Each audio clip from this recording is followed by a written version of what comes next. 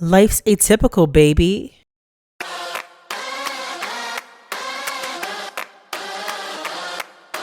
Welcome to Atypical Podcast, where we talk about life's uncertainties, change, and unexpected twists, and find solutions together.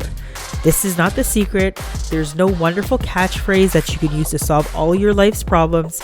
It's just us being humans and talking about how it feels, what we can do when change happens, and how to have compassion for oneself and others while navigating this crazy life. We'll laugh, we'll cry, but we're here together. Let's get some stuff off my chest. Because life isn't typical, it's atypical.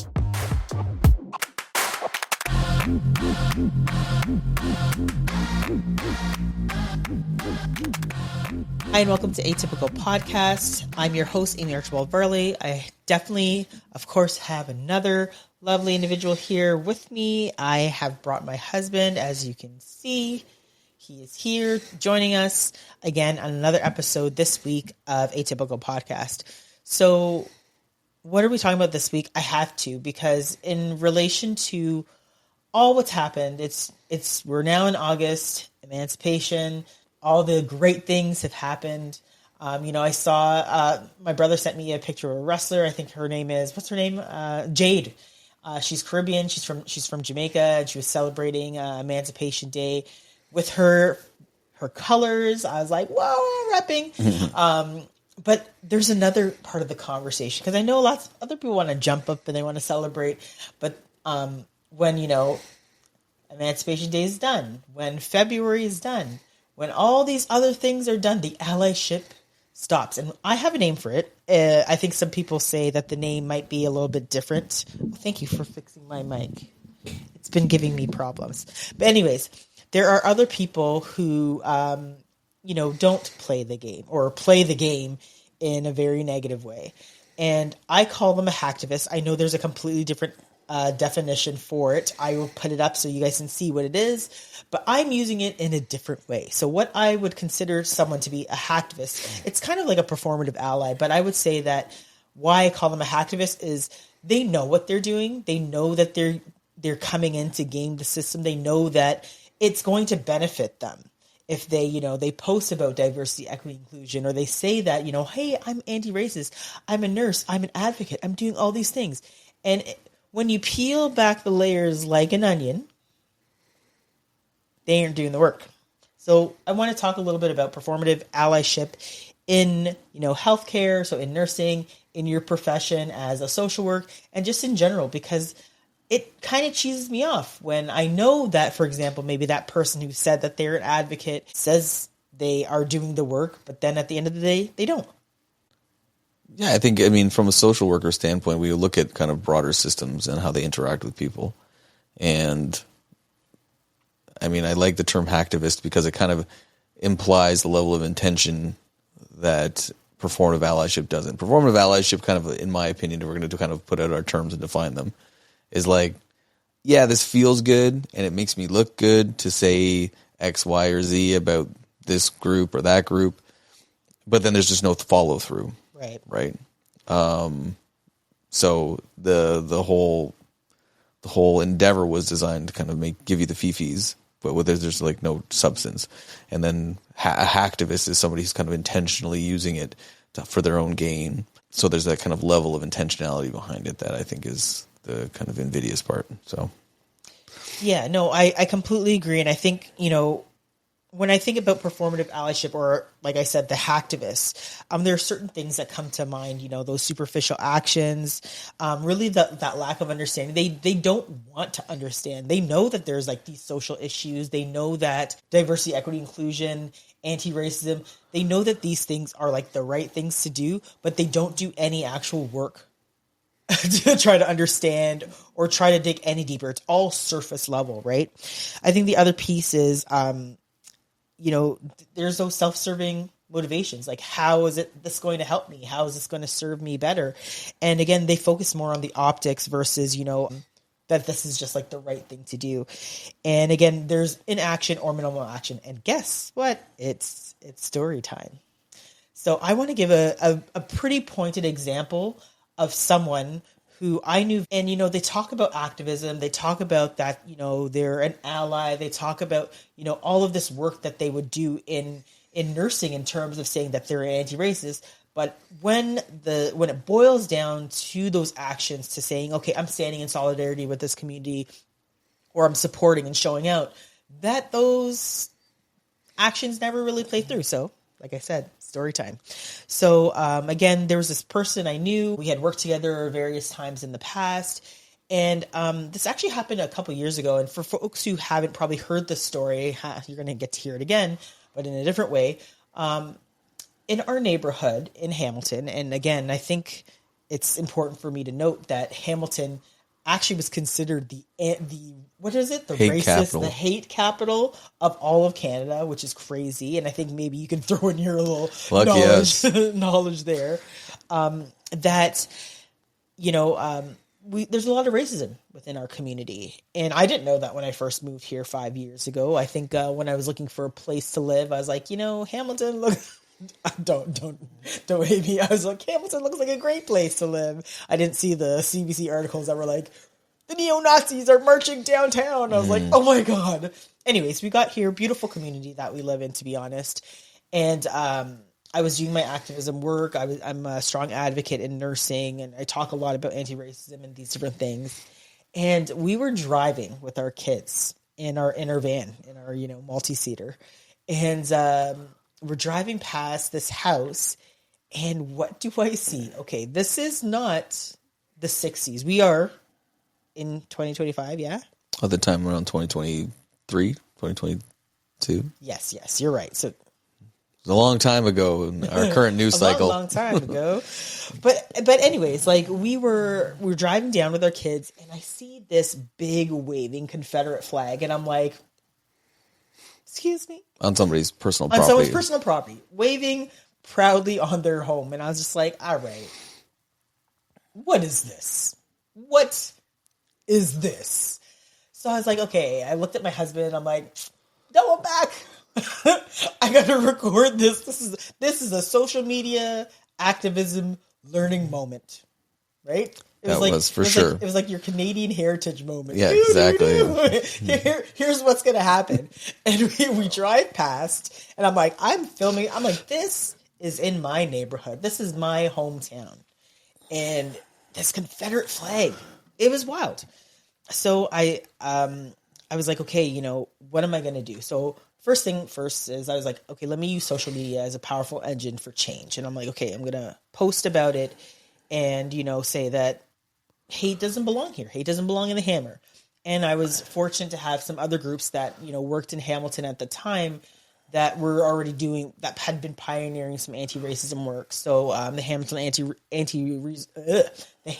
Anti-Racism Resource Center, as well as the Hamilton Legal Aid Center.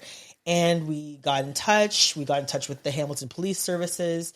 And we're like, oh, we need to do like a rally. We need to bring greater awareness. The tweet went viral, so I'll post how that all kind of shook down.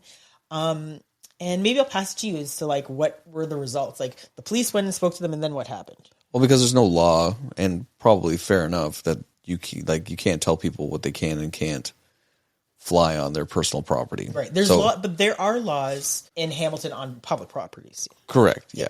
So, but I mean, obviously there's a huge percentage of our property. A lot of the land around us is owned privately. Right. And so they couldn't do anything. So they're just like heavily suggesting that this guy take it down because it's, you know, for a variety of reasons.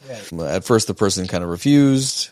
So they refused, but then it was also like the weird stuff in between where it's like, I'm not racist. The Confederate flag is like not a bad thing. And so, he's like, here, look at this website. And he sent us this like neo-Nazi far right website where, you know, they're just talking about all sorts of nonsense. Well, it wasn't that. It was it was for sure talking nonsense. Sorry. But the person who posted the video that he referred us to was like something Aryan, something or the other, right? So it was like, crazy. Give me a break. Made no sense. So, I guess like long story short,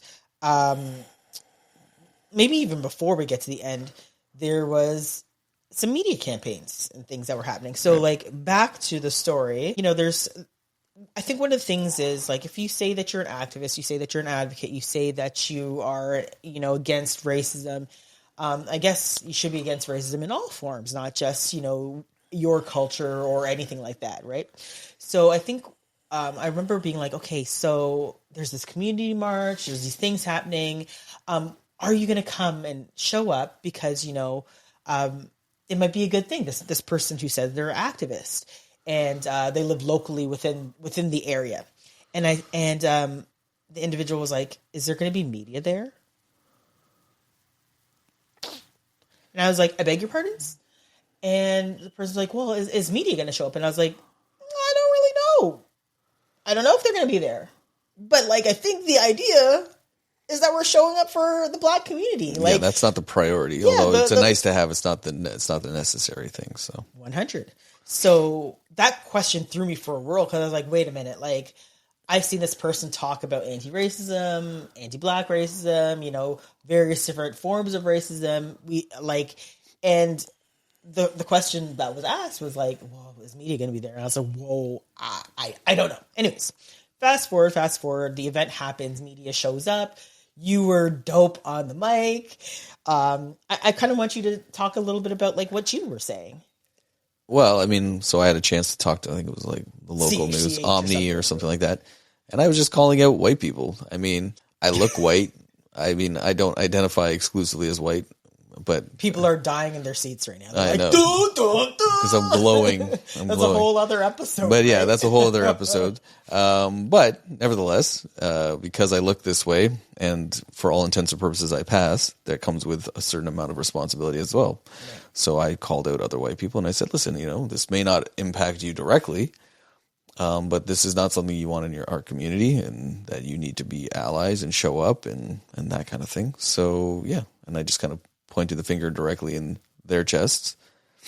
And I don't know. I don't know how much of an effect it had. I mean, at the end of the day, I guess we got the desired impact. Absolutely, and I think there were white people there. So there were. And I mean, yeah. there were various different races and ethnicities that showed up to the event, and I thought it was, like, really, really good that people did show up, and it was actually a success. I think it's important to note that the Confederate flag, while representing, there's like, obviously it leans towards, as a matter of fact, it leans more towards its impact on Black people. Right. The people who are flying those flags don't really, like, it's more of a representation of their general intolerance towards people of all races. Right. So it's not like it's just like only targeted to Black people. Right. Confederates were not big fans of Black, Asian, Indigenous, East Indian, et cetera, et cetera. Anybody who fell outside of their white bubble, they weren't big fans of, to say the least. And so I think it's important to put that out. Like, so that's why various groups, I think there was Muslim groups that came out in support, Jewish groups that came out in support, because they all got the message that this isn't just isolated to Black people. And so, so I think that's important to point out too. Yeah, no, I'm glad that you pointed that piece out, because I think that's the other piece when we were talking about, like, performative allyship, that we need to recognize that in these instances where we do see, forms of harm, whether it's against a Muslim person or whether it's against, a Chinese person, because again, when you're thinking about, like, COVID-19, there was a lot of hate directed to different communities, right? And it shouldn't be like, okay, we're only going to pop ourselves in if it's hate that affects our group, right? It has to be that if we're going to stand against hate, we need to stand against it universally, because again, when you're talking about the Confederate flag and we're thinking about the ideas behind it, yes, the Confederate flag, and specifically, like, the symbolism that it embodies, was really directed towards, the civil rights movement against, hey, we should be able to keep our slaves. And we're like, no, you can't. This is racism. It's slavery. It's bad. That the neo-Nazis didn't just hate Black people. Right. Like, if you were not white, Aryan, of these various different things that they said they considered was superior, you didn't fit that mold. So no white adjacency, no white allyship, no, what there's other terms for it. Model minorities. Model minority. None of that's not going to save you. So if you're going to stand against hate, you need to stand against for hate in all forms. Anyway, circle back to the story. A lot of people showed up. We were able to do that rally at City Hall, like you had mentioned, and we had multi-denominational faith there. Fast forward to the community walk, lots of people showed up. It was such a powerful movement to have us march down our community to be like, no, this don't belong here. Mm-hmm. And long story short, the flag came down. Community action is powerful. That's correct. When people come together in a space and say, you know, we don't want to see this here. And you show that solidarity and you're like, no, like we had someone that had lived in this area in Hamilton for such a very long period of time.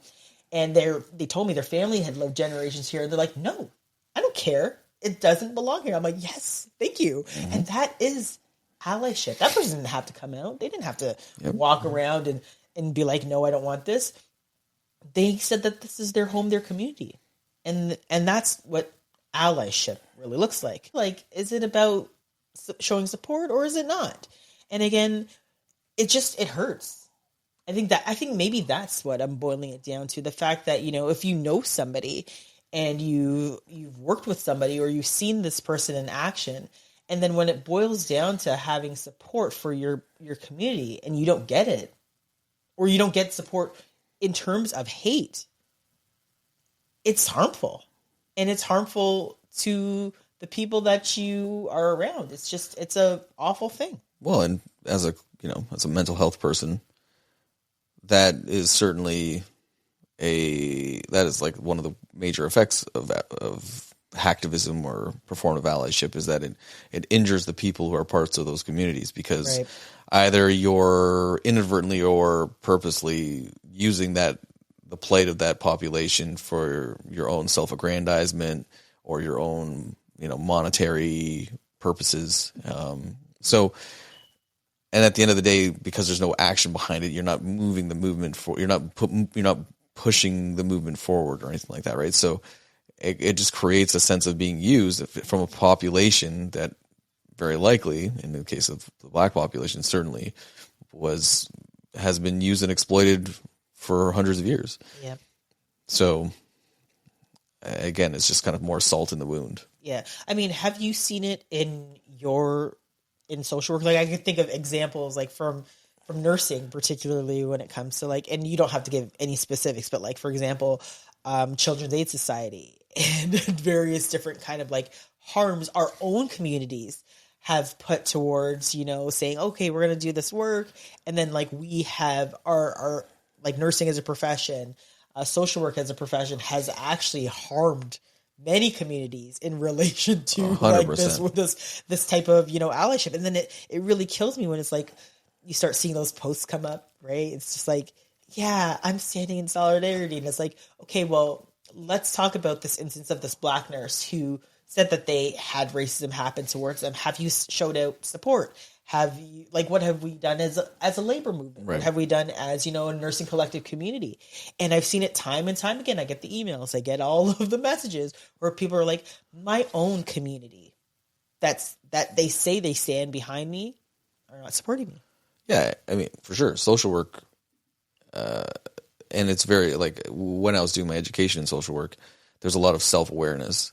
Or there was, I can't say anything else. At least where I did my program, there's a lot of self-awareness about the role that social work had in the past of oppressing other groups, specifically Indigenous groups in Canada. So the 60s scoop, the residential school system, social workers were complicit in all of that stuff.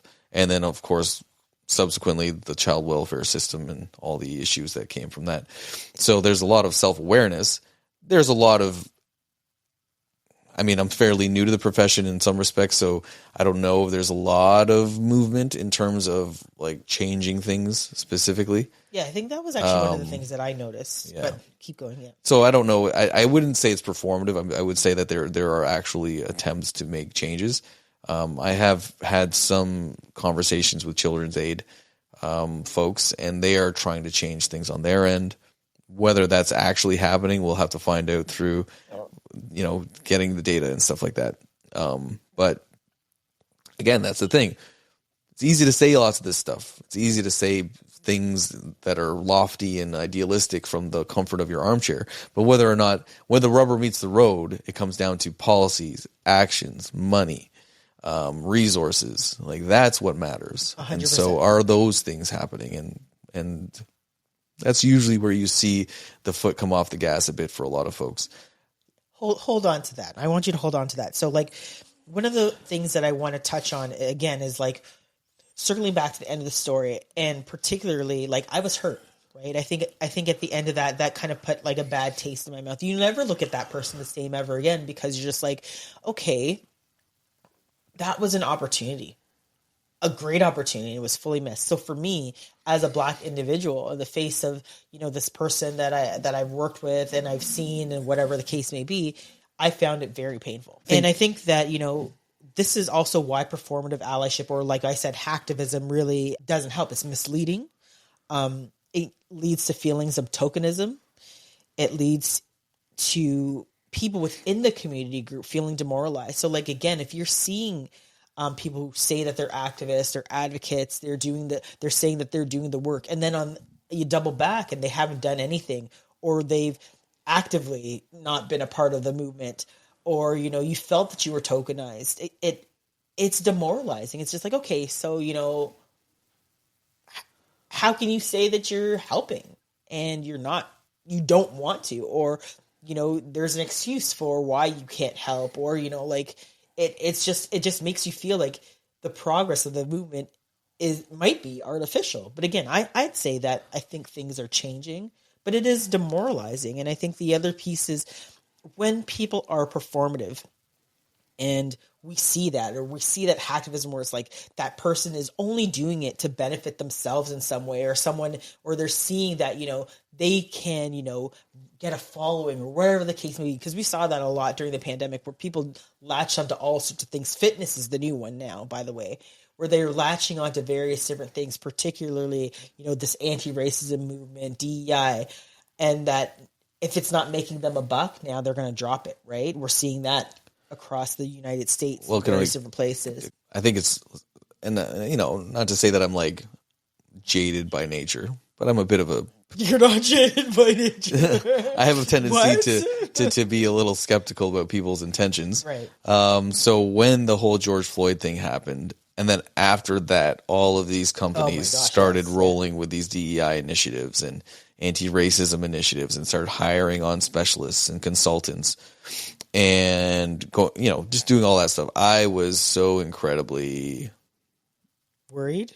Not even worried. I was just like, this is not gonna. I mean, one, it's good that it's getting the exposure it needs, right, but there's so much bullshit in terms of just people pontificating about that. Let me just clarify and add that a lot of the people that were hired for DEI were... Not the people that are hired, the people doing the hiring. That's what I'm saying. I agree with that. But also, let's also put some figures and facts in that, like, particularly in the States, I don't know, I really don't know the stats for Canada. I'd be interested to know that a lot of them were actually not like racialized folks. They were like white, middle-aged women.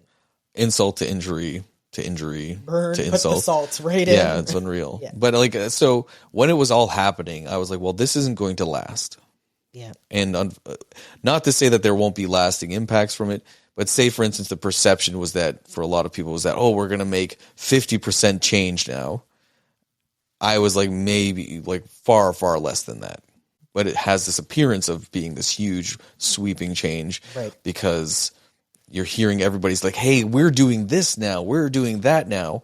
And I was just like, the second the news cycle changes, the second people's attention gets drawn away, something's going to change, and then there's going to be this regression to where it actually had changed, right, which is going to be like a fraction of that perceived amount.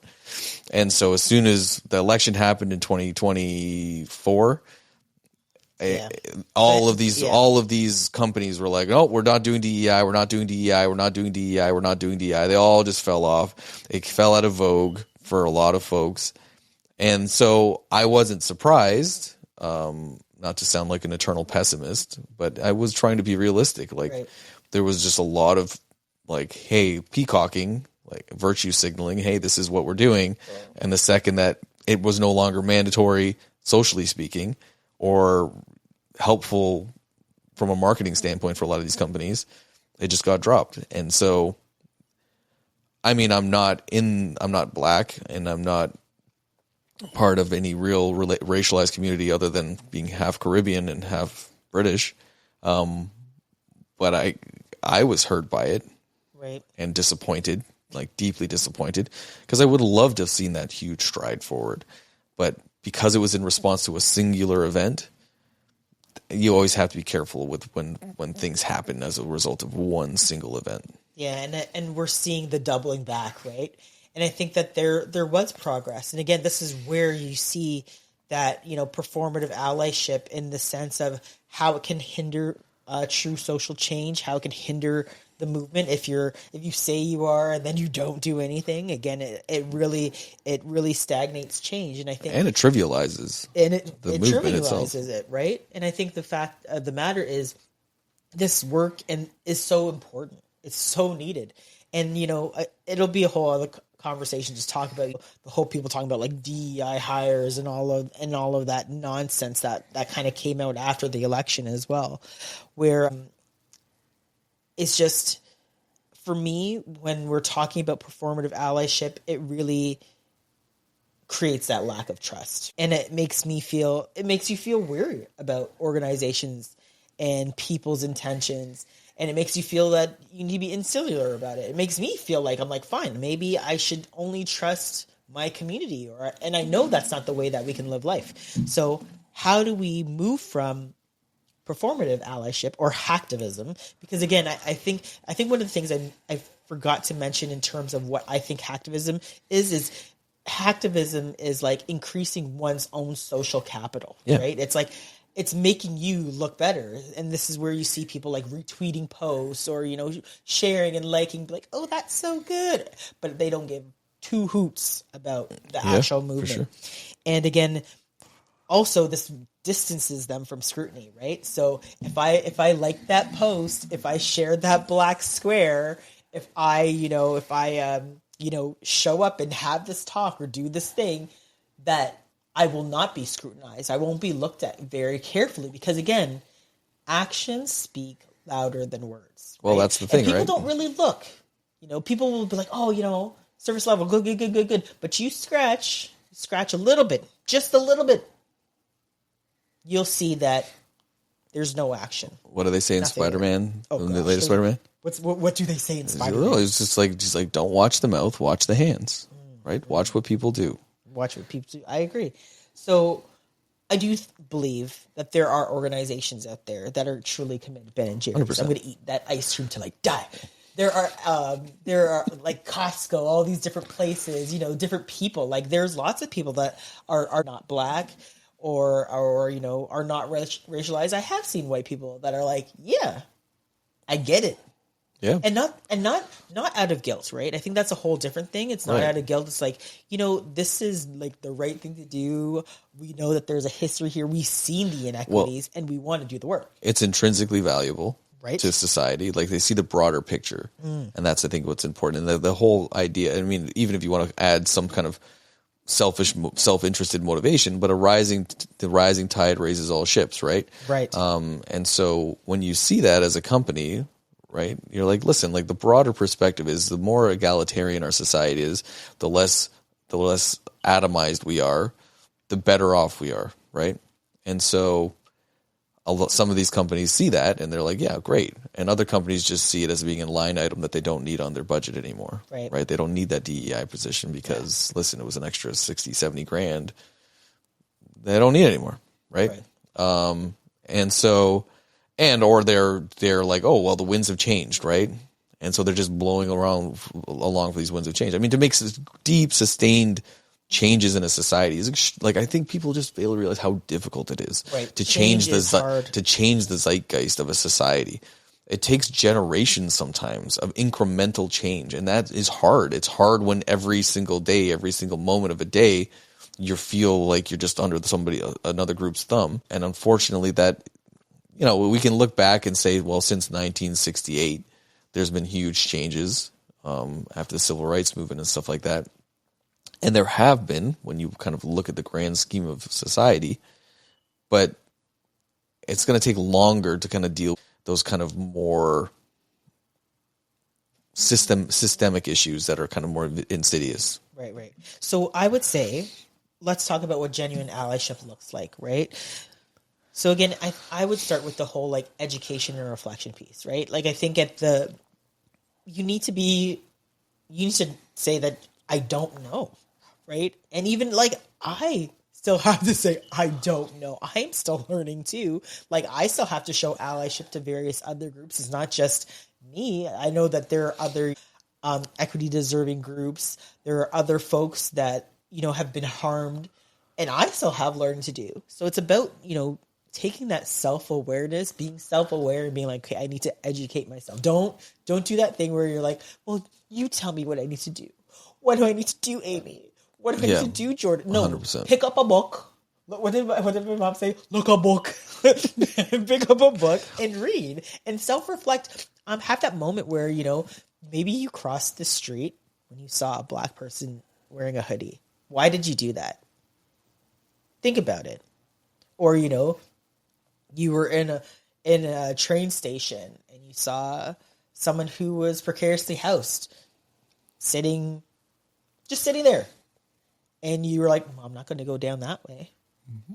Think about it. Yeah. And I mean, and listen, like allyship can look like different things. It doesn't necessarily mean you have to go out on a picket line or go to a rally or something like that. But it does involve other action. Right. And that's the key. Like, it's not just talk, right? And if you're going to talk, then it is about trying to make sure that you fill in the gaps yourself and that you kind of come to the table with something extra. Yeah, I agree. There's lots of different things that you can advocate for, and they can blend, right? So one of my areas of interest is neurodiversity and autism and ADHD and those types of things. But how that intersects with being racialized or being indigenous, where are the disparities in those, where those two coincide with each other in terms of diagnostics and in terms of treatments and stuff like that. So it's okay to have your area of interest and your area that you want to focus on. But you have to do more than just talk. I agree. I think you kind of mentioned on like talking to even, or just learning from different representative groups, right? So I think that's the other piece. Is like, can you just hear what I have to say, right? Like, just listen to a neurodivergent person, listen to a person with autism, listen to, that two-spirited person who's giving you advice and guidance and like, this is how things should be done. Listen to those voices, right? I think we are our own best experts. It's kind of like the same thing in healthcare where we're just like, I'm the patient. I know my body. I know what's going on. You need to listen to me. Yeah. Listen to the words that are coming out of my mouth, right? I think it's important that we listen and we hear and learn those other perspectives, because otherwise we wouldn't have it, right? Like, there's so many things I hear from other people that I don't know, because I don't live in that person's body. I don't live in that person's experience. I don't know what it's like to be two-spirited. I don't know what it's like to be trans. I don't know what it's like to have autism. So yeah, you got to kind of get the expert insight from the person who's the expert. I think it's super important to realize in terms of like, just broadly speaking, how empathy works. There was a philosopher whose name now escapes me suddenly. He's an Australian philosopher. But anyway, he talks about the spheres, like the concentric spheres of empathy. And so the ones closest to you are like your empathy towards yourself and towards your close kin and your family. And then it kind of goes out from there. And like my household, my extended family, my friends, associates, and then so on and so forth, right? We don't want to be in a society where the extent of our empathy our empathy doesn't extend beyond the tip of our own nose. Right. We want to be able to be in a society where our empathy can extend beyond that. Right. So so being able to kind of put yourself into a position where you can be a little bit more imaginative and be like, what would it be like to be that person? That's a huge first step. It's like compassion, right? I think when you think about empathy is like putting yourself in one's shoes or someone else's shoes. Right. But compassion takes it that one step further, which is like, how do I alleviate this person's burden? How do I alleviate that person's suffering? So yeah, you're right. Like we have to be able to be like, okay, I feel bad. Well, feeling bad is sympathy. I feel bad enough that I want to do something to change this person's outcome. And that's kind of using your power, your privilege, if you have. I think everyone has various different forms of power and privilege to actually be supportive, right? I think if you are in a position where you can speak out, or you're in a position where you have power, whether it's monetary or, power from a different structure, that you should use that to help, right? And that's where, we're seeing people talking about like Miss Rachel, and we're seeing that's a powerful movement. She is an advocate for all children. And she has a huge, huge platform, and she's using it for good. Yeah. No, 100%. So can't knock Miss Rachel. She got my money. And again, I think it's about focusing on the long-term commitment. Allyship isn't just because, George Floyd died. It was horrible, and now we need to do something. Oh, but I forgot about it, and now it's not that bad. No, it's like, how do we continue to... Because again, it's about like harmoniously trying to live together as a community, as a society, right? Like, how do we get to that point? Well, and I think it's important to realize, like, sometimes, and this may be why sometimes it remains performative, is that it can come at a cost. Allyship.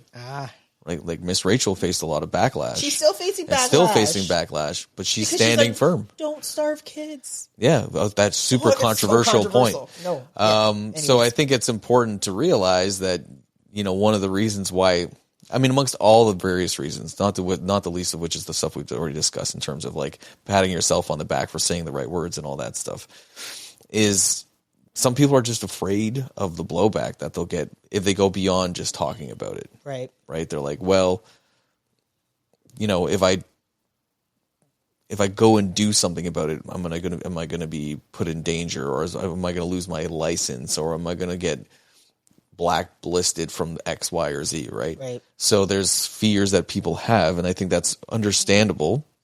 I think that it's also important to realize that if you found if you don't stand for something, you'll fall for anything, right? Right. And so Miss Rachel is standing on the right side of history. So yes, she's going to suffer perhaps financially, reputationally in some respects, but she's also on the right side of history. And so when you're when you're investing yourself in a cause where you're like rooting for and supporting the quote unquote underdog, you're usually on the right side of history. And so you're probably on pretty firm ground to take a stand and kind of take some of those costs on. I would even say that she's like supporting the underdog. Like, if she's just supporting I would humanity, say Palestinians are the underdog in that conflict. Yes, I understand. Sure. I understand what you mean by that, but just even putting it in a broader context where she's literally like, it doesn't matter if the child was in the U.S. Yeah. It doesn't matter if the child was in Sudan. It doesn't matter if the child was in Egypt or in Ireland or, any other place in the world. Children shouldn't be able to starve. They should have an opportunity for education. Anyways, we're totally going off track. But I think the other piece is, yes, taking that stand, and there might be sacrifices. And again, I think it's just like, when you look at yourself in the mirror, where do you want to see yourself? Are you going to be able to live with yourself at the end of the day to be like, these are the choices I made? Remember, I told you, if people believe in heaven or hell, well, this is another conversation. There's a lot of people, surprise people, when the rubber hits the road, when they wake up and they're like, what happened here? Anyways, I think it's also about, at the end of the day, also taking concrete action. And like we said, holding yourself accountable. So yes, you may not want to march, but maybe you sign a letter for, a petition, or you write to your constituents, your policymakers, or, you join a little activist group on your nursing council, or, you cut it, you do something. Right? It doesn't have to be like you're out there, you're yelling like I am, or whatever the case be, but you do make some form of effort. And then, like you said, lastly, just taking yourself accountable. Like, can you live with yourself?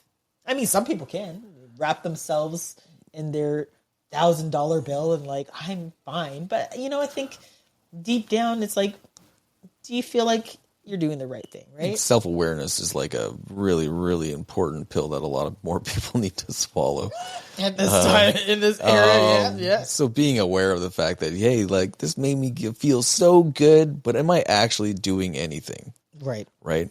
Am I actually showing up when it matters?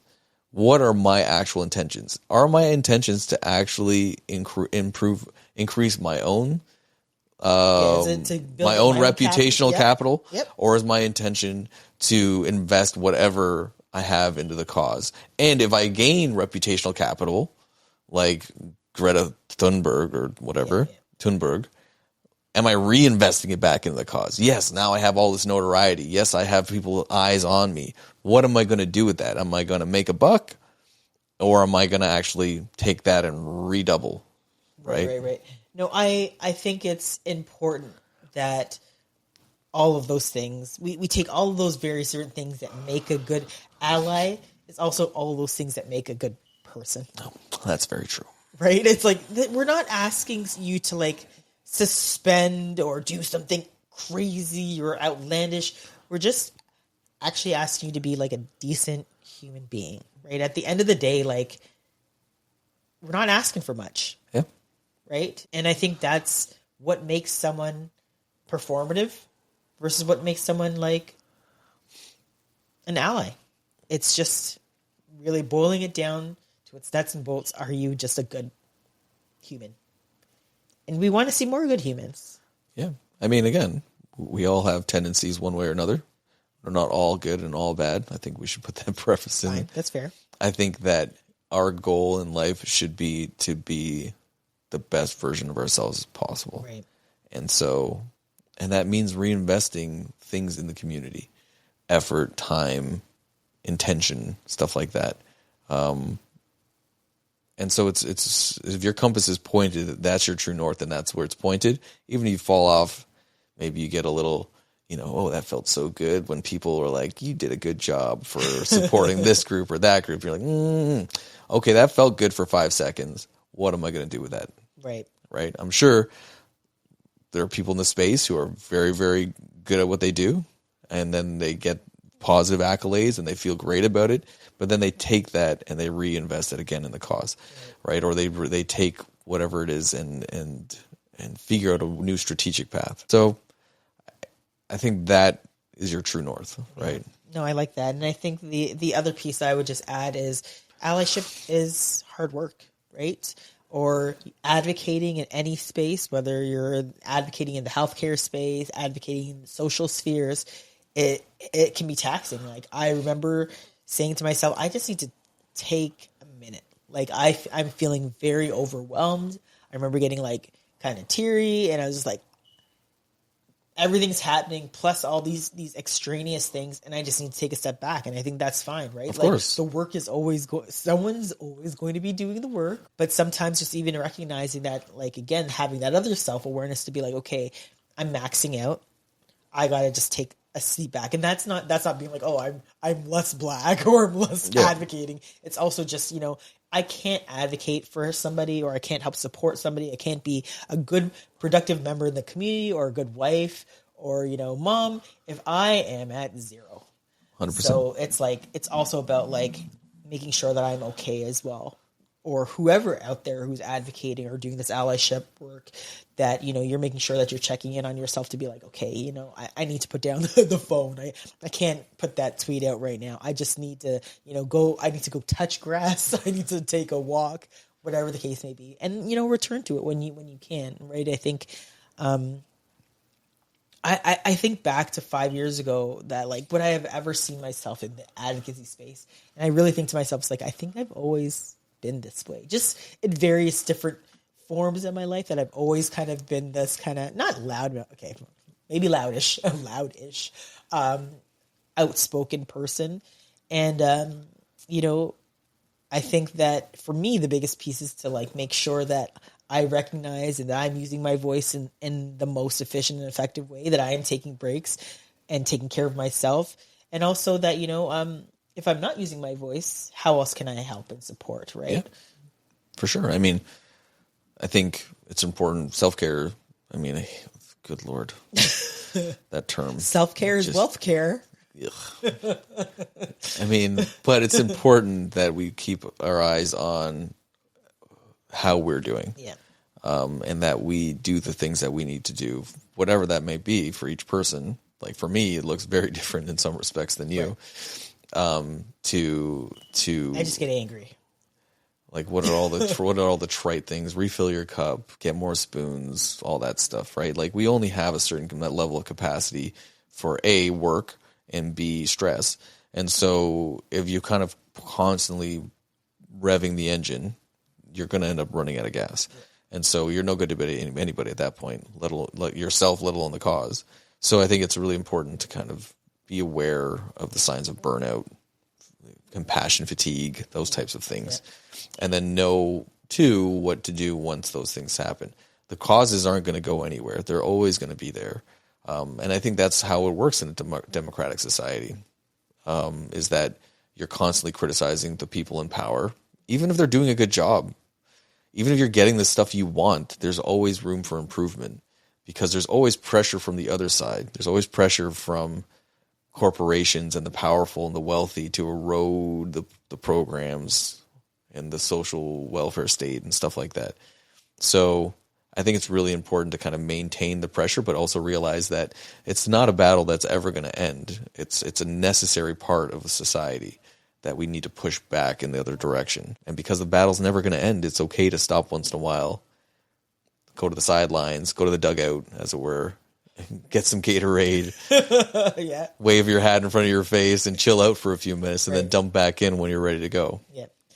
Yeah, no, again, we gotta tab each other in, tab each other out, or various different, you use baseball, I'm now using wrestling. That's the only baseball or sports analogy you'll hear for a while. As much sports as you know, right? That's all of it, yeah. But yeah, I think again, all of this is so important. I'm so glad that we were able to have this conversation to talk about advocacy, to talk about performative allyship, or the term HACKtavism, and to talk about how we can move forward, because there are a lot of people out there doing great work, and I applaud you for whether it's a post, whether it's you're out there talking to community members about change, whether it's you're having conversation in the nursing station, whether you're talking to your fellow social workers about better plans and how we can support the community. I'm just glad that we're having the conversation. And again, I hope that you take this conversation, you take it forward, and you have a conversation with someone else about how we can be better humans to each other, to one another, and just better people in general. Because man, the degradation of society is a thing. 100%. It's a thing. I don't think people even want to verbalize that it is a thing. 100%. I'm seeing a lot less compassionate people. I'm seeing, man, Costco used to be my favorite place, and now it's a scary place for a parking spot. So we need to talk about compassion. We need to talk about how to be better humans. We need to talk about allyship and performative allyship. So thank you for listening to Atypical Podcast, because again, yes, life is not typical, it's atypical. And thank you for joining us. And if you have any questions or comments, please feel free to leave them for me on Speakpipe. I will answer them. And I think we're going to have some new hosts and guests coming on too, which will be super exciting. Nurse Matt will be back. I'm out of the job. No, you'll still be here. Nurse Matt will be back. We're gonna have Attorney Kai come on, which is great. So we'll have lawyer expertise, we'll have some more nursing expertise, and there are some other great lineup of guests that'll come on. I'm so excited to get worked out of my job. Maybe a celebrity or two. Oh gosh, you're not gonna get worked out of I your job. know. You're here for the long I'm run. playing I with put you. the ring on it. Even though I don't wear the ring's there. I've tied you down for kids. So stay tuned. Make sure you tune in and you listen to us on Atypical Podcast. You can find us on any place where you have podcasts. We're putting out video episodes now because I finally figured out the setup. So stay tuned, listen. We'll come back with our Monday mindfulness and our Thankful Thursdays.